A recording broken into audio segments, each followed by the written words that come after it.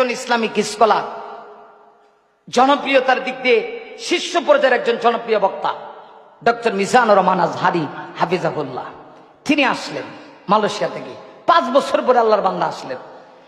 সরাসরি কোনো মাহফিলে গেলেন না।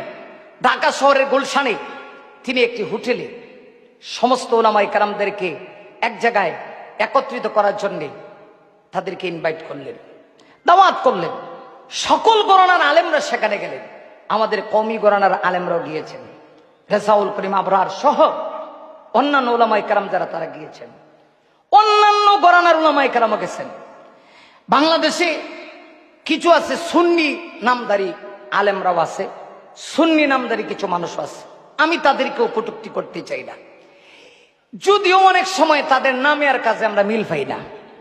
কথা কন না কেন? রাসূলের বিরুদ্ধে যখন কিছু বলা হয় তখন হেরা নাই। কথা কন না কেন?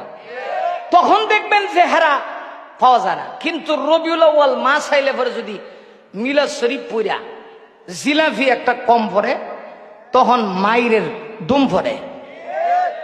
আর আস্তে কোন ঠিক জিলাফি একটা কম হইলে মিছিল হয়, আন্দোলন হয়, কিন্তু রসুলের ইজ্জত আবরণীয় যখন ষড়যন্ত্র করা হয় তখন কিন্তু আমরা তাদেরকে পাই না।